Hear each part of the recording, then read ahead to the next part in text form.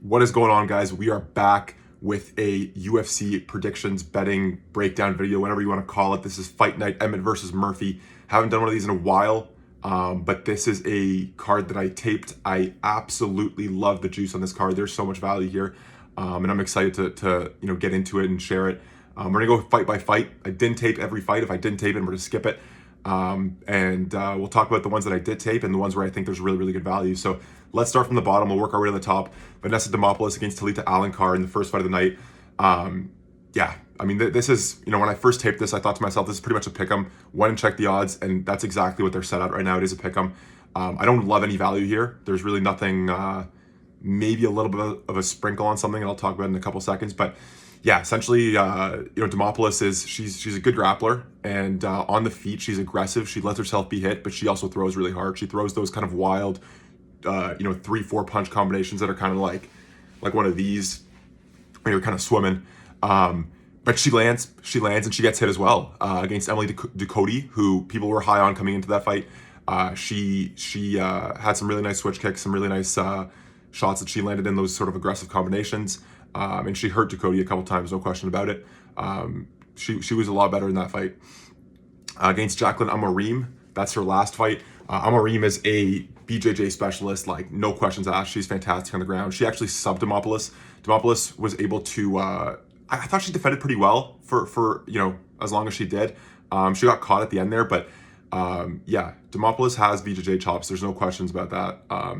And then you look at Alankar, who again is a 6-time BJJ world champion. That's what she does, but she hasn't really proved it in the UFC. Her 2 fights, Stephanie Luciano and Ryan Amanda, not that impressive on the ground. Like against Amanda, she just can't get it down there. Once she gets it down there, she's very good, but she just can't get it down there. Her wrestling is subpar. She eats shots. She eats a lot of shots against people she shouldn't be eating shots against. If you think of the UFC's great strikers, you're not necessarily thinking of Stephanie Luciano, but she did land some big shots on her, and vice versa as well. Like Alankar landed some big shots on her, no questions asked, but not as many and not as impressively. So when we're looking at this on the feet, advantage Demopoulos, no questions about it. On the ground, it has to be advantage Alankar, although I personally haven't seen it yet. And I think a lot of that is just, no ability to take her down. So if Demopoulos is smart here, she will defend the takedowns because she can do that. She has the ability, and she could clip her, and that's probably the only value that I see in this fight. I would not, maybe a quarter of a unit, a half a unit tops on Demopoulos by knockout at plus 1,000. But there's a good chance I also maybe don't touch this fight at all. Maybe a quarter unit. I don't know. Anyways, bit of a pick'em fight to start, but I think this stays on the feet. I think Demopoulos probably takes it. She's got more experience in the octagon. She's a better striker, and Alankar does get caught. She's not good on the feet, and if she eats one of those big swinging looping shots from Little Monster Demopoulos, it's gonna hurt her. So let's move on to the next one, which is my favorite fight of the night value-wise: Loma Lookboonmee against Estela Nunez. Now, when I first saw this fight, and I looked at Tapology records, I'm a huge Loma Lookboonmee fan. I think she's really good. I got her at 20-1 against Elise Reed by submission. So, huge fan, definitely. But when I looked at this fight, I thought, okay, Lookboonmee's like -600, 700, whatever it is. That's probably fair. And then I went in and I did the tape, and Nunez looked so good on tape that I absolutely love her money line right now. It's plus 625. So her last few fights against Victoria Dudakova, she dislocated her elbow like 30 seconds into the fight. So that was a TKO loss on paper, but it's a dislocated elbow. You can't do anything about that.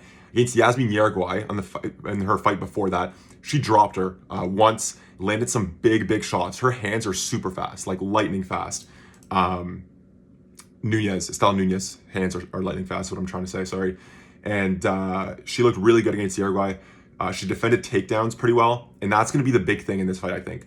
Lookboonmee has really underrated sort of takedown ability. She's got some really nice judo throws out of that tie clinch. And if Nunez can stay on her feet, I actually think she has an advantage on her feet, which is crazy to say because Lookboonmee has good striking. But Nunez has really quick hands. She's going to go in here kind of desperate and hungry to win this. She needs it. She's got three losses in a row. I think she's just better on the feet, and I think she'll be able to defend the takedown considering she defended it against Yasmin. But I'm not 100% sure. Having said that, probably a pick'em, maybe a little bit leaning towards Loma. But if you're giving me plus 625 on Nunes, that is absurd. That is absurd. I'm hammering that all day long. 3 units on that. 3.5 maybe. I don't know. I love it. I really love it. And then the third fight that Nunes had against Sam Hughes, she probably won that fight, and that was her first UFC fight, I believe. Let me double check that. No, it wasn't her first UFC fight, but it was her second UFC fight. And she probably won that in my opinion. And that was back in 2022. She has improved tremendously since, at least from what I've heard, and even in the Uruguay fight, I think she looked a lot better, which was telling because a lot of people are high on Yasmin Uruguay. So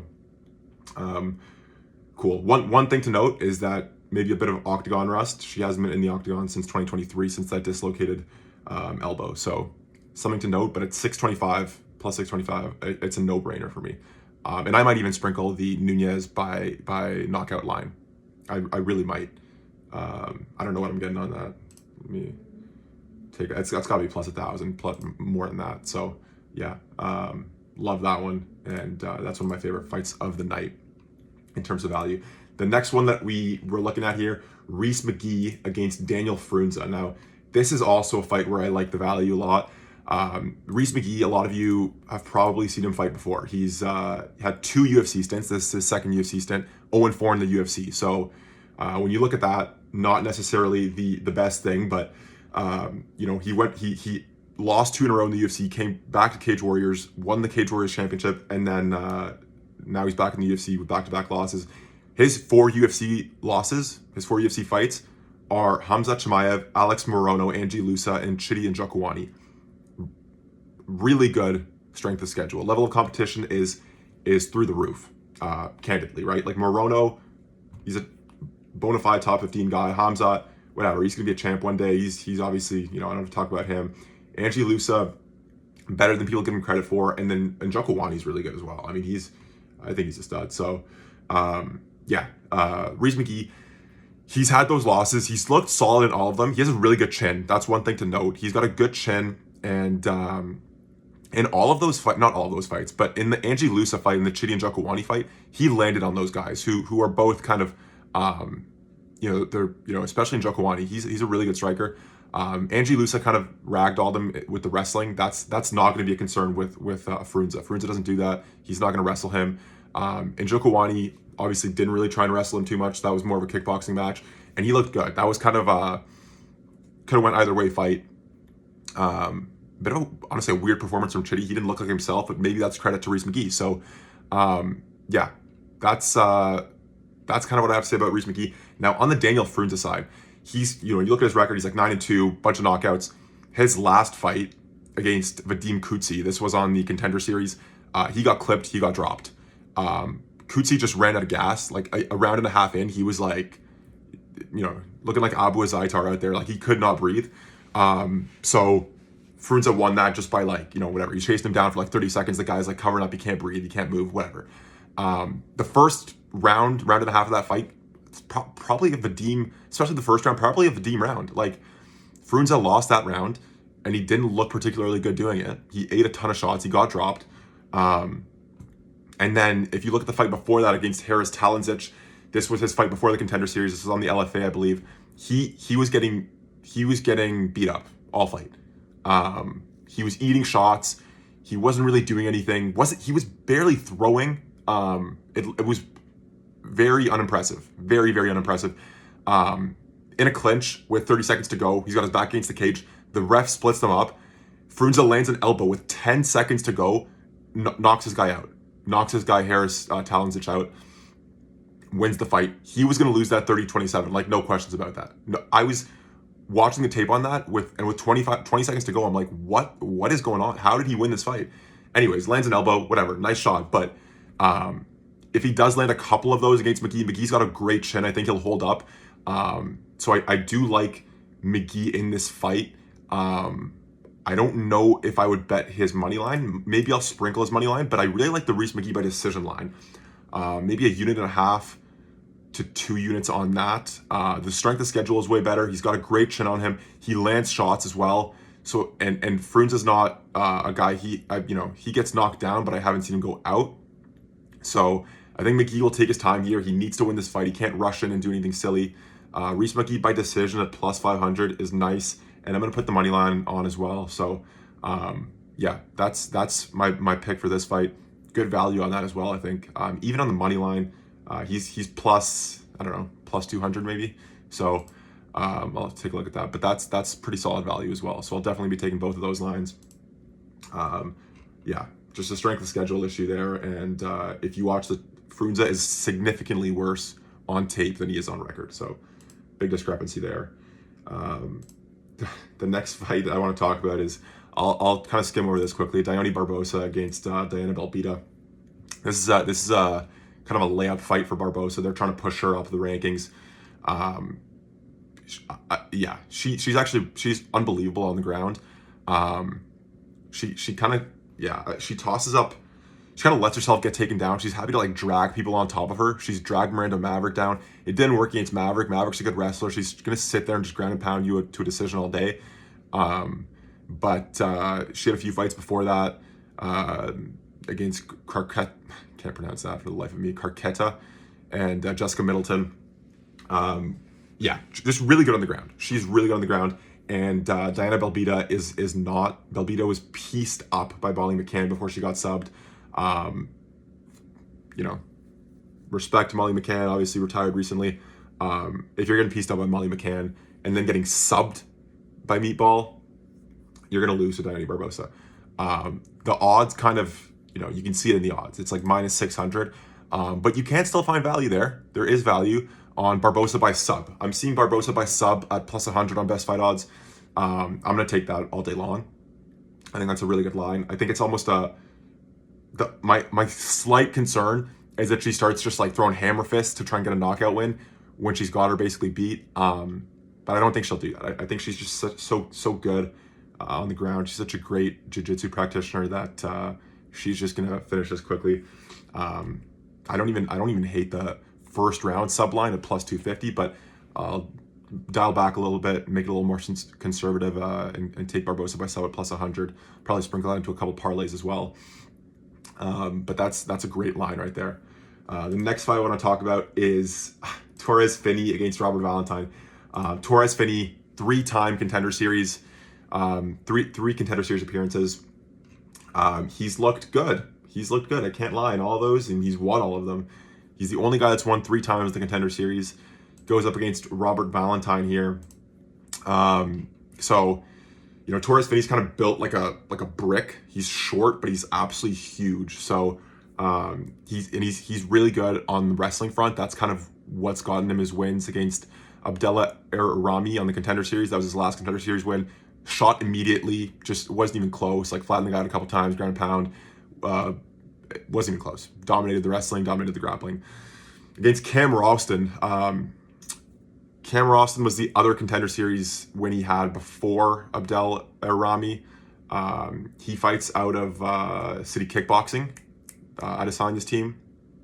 And good striker. Looked like a good striker. He was kind of piecing Finney up. He caught him a few times on the feet. Like, Finney couldn't really do much on the feet. But he just kind of changed levels, took him down really easily. There was absolutely nothing that Cam Ralston did to stop those takedowns. Which a little concerning, but obviously Finney is a good wrestler. There's no question about that. So kind of wrestle bleeped him to oblivion there. Anytime the fight got back to the feet, Finney was getting caught. It was like jab, snap the head back, jab, snap the head back. Like big height disadvantage, not necessarily reach. Finney's got actually really long arms for his height, but he was getting pieced up on the feet. So something to note. Now, Robert Valentine, on the other side of this matchup, he's coming back. He's coming off a tough finale loss. So we look at his last 2 tough fights. Paddy McCrory was his semifinal fight. He's got kind of really explosive attacks, like similar to Demopoulos, where he's doing like kind of this, but it's a little more composed, maybe. He gets caught as well. He's got a chin on him. It looks like he did get dropped, but he kind of recovered. When he throws those kind of explosive shots, though, he's dangerous. He's clipped guys. And then against Paddy McQuarrie, he got clipped, he got dropped, takes him down after that, and with a really nice judo throw, by the way, gets into a dominant position, taps him in like 5 seconds. I think it was an armbar. Excuse me. So, yeah, he's really good on the ground, very sneaky, very good scrambling. And he kind of showed that in that fight. And then against Ryan Loder as well. Ryan Loder's an All-American wrestler. This was a tough finale.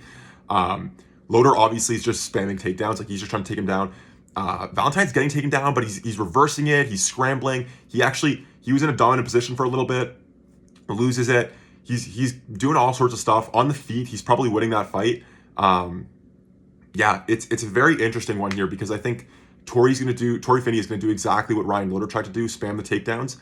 But I don't know if I think he's a worse wrestler than Ryan Loder. I'm certain of it. And Valentine looked good against Loder. Good scrambles. Ended up getting caught in a tough position. Kind of got his arm pinned down, and this guy just started raining down elbows on him.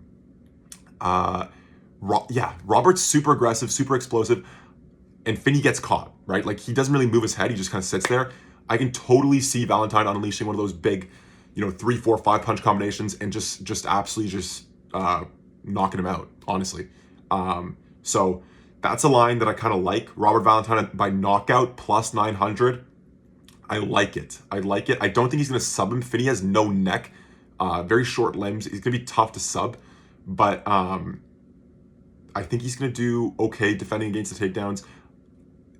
It's going to be a kind of a crazy fight. I'm sure there's going to be tons of scrambles, tons of crazy stuff going on.